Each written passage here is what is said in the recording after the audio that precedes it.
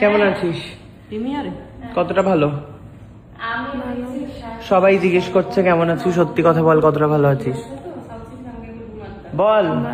কবে থেকে স্টেজে ফিরবি? লোকজনের প্রশ্ন। হ্যাঁ, তাড়াতাড়ি ফিরবি তো? 8-9 তারিখে, 8 তারিখ থেকে, ঠিক আছে? 2 দিন রেস্ট নিয়ে নে। আর আকাঙ্ক্ষা বুড়ি তো পাগল হয়ে গেল তোর জন্য। শুধু শুধু আকাঙ্ক্ষা বুড়ি, সবাই সবাই প্রচুর মানুষ, এরাও আমাকে মেসেজ করেছে, এরাও, আমি দেখতে পারিনি, এত মানুষ আমাকে হুড় করে প্রচুর মেসেজ ঢুকে গেছে আমার কাছে। পাগল পাগল মনে হচ্ছিল নিজেকে। আমি আমি আমি হাফ কাজ করতে যাইনি, পুরো কাজ করতে গেছিলাম। এটা তোর হচ্ছে সেকেন্ড হচ্ছে চান্স, বুঝতে পেরেছিস লাইফের। দরকার ছিল না। কেন দরকার ছিল না? এত মানুষ তোকে ভালোবাসে, এত মানুষ ভাই, সেকেন্ড চান্স খুব ভালো করে বাঁচ। আমি হচ্ছে সুন্দর একটা ফুলও এনেছিলাম, বাট নো অ্যালাউড। ফের তারপরে আমরা হচ্ছে সেকেন্ড চান্সের পার্টি করবো, ঠিক আছে? কিরে? আর অফকোর্স মধু, এই মধু কোথায় দেখতো, একজনের সাথে পরিচয় করে, সে যদি না থাকতো।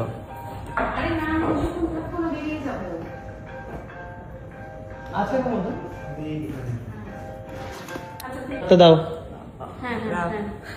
এই যে এই মহিলা যদি না থাকতো, মহিলা যদি না থাকতো কি হতো? কি হতো? বাড়িতে বড় ছবিটা এতটা না, এইসব ফালতু কথা বলিস না। থ্যাংক ইউ বল, একদম থ্যাংক ইউ দাও ওকে, হাত ধরে। নতুন জীবন তোমার। হাত ধরে বের করো হাতটা। না, হাতটা বের করতে হবে। হাতে ব্যথা, হাতে ব্যথা, হাত ধরো। হাতে ব্যথা। থ্যাংক ইউ সো মাচ মধু। আমি সবার ফার্স্টে যখন খাওয়া হয়ে গেছে, আমি দেখছি আমি তাকাতে পারছি না, তখন ভাবলাম একবার প্রবাহকে মেসেজ করি। তারপর ভাবলাম, মানে বুঝলাম রিপ্লাই আসবে না। তারপরে সায়ককে লিখলাম যে ভাই আমি এতগুলো ওষুধ খেয়েছি, আমি কি বাঁচবো? সায়ক দেখছি আর কি মারছিস? আমি বললাম না সত্যি। ওরা পাপাই আছে? আর আছে। না না, মাঝখানে একটা মিস করেছি, ফটো পাঠা, সত্যি যে খেয়েছিস তুই। ও হ্যাঁ, ফটো পাঠাতে বলেছে। আমি আবার ওই খালি ফটোগুলো পাঠালাম। মা কই? আমার ঘুমাচ্ছে, বললো পাপাই গিয়ে দে, গাড়ি চালাচ্ছে, বললো রাখ আমি পাপাইকে করছি, বলে পাপাই দাকে ফোন করেছি, পাপাই দা শিগগিরই ওকে হসপিটালে নিয়ে যেতে হবে। ও আচ্ছা তাই, আচ্ছা ঠিক আছে, বুঝে গেছি, এটা দিয়ে হবে না। তারপরে কলটাই মধুর কাছে যায়, মধুকে ফোন করে মধুকে কল করার পরে মধুই বোধহয় সাথে সাথে কি বললো আমাকে? কি বললে তুমি? যে মুড়ি কি জানো?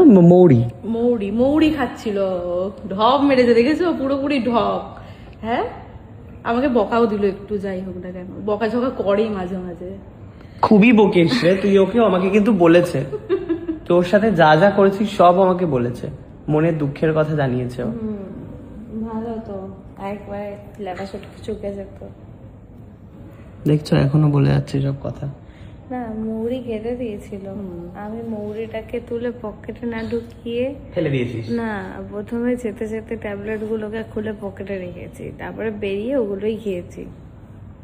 আমি যখন লাস্ট মোমেন্ট দেখলাম যে আমি আর তাকাতে পারছি না, আমি তাও যখন প্যাকেটগুলো ছিঁড়ছি, খেতে বসেছি, আমি তখন অবধি ভাবছি ভগবান সব ঠিক করে দাও, এই 1.5 বছর ধরে প্রবলেম, আর ভালো লাগছে না, ঠিক করে দাও, ঠিক করে দাও। লাস্ট মোমেন্ট অবধি ভেবেছি এই বুদ্ধি সব ঠিক হয়ে গেল, আর কোনো সমস্যা হবে না। মানে সমস্যা সব জায়গাতেই হয়, বাট আমি ভাবলাম আর কোনো সমস্যা এরকম হবে না যে যেখানে টানাপোড়েন লেগে যাবে, যে হ্যাঁ, নয় মা, নয় সংসার, নয় স্বামী।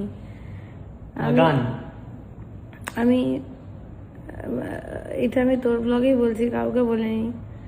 বিয়ের পর থেকে আমি আমার জীবনে সব থেকে বেশি ভালোবাসতাম নিজেকে, তারপরে হচ্ছে আমার গানকে, আর গানকে যার জন্য ভালোবাসতাম সেটা হচ্ছে আমার মাকে। এবার বিয়ের পর পুরো ব্যাপারটা কেমন ঘুরে গেল, সব থেকে বেশি ভালোবাসি প্রবাহকে, মাকে, তারপর আমার গানকে, তারপর আমার নিজেকে, হ্যাঁ আমার নিজেকে একদম লাস্টে পাঠিয়ে দিয়েছি।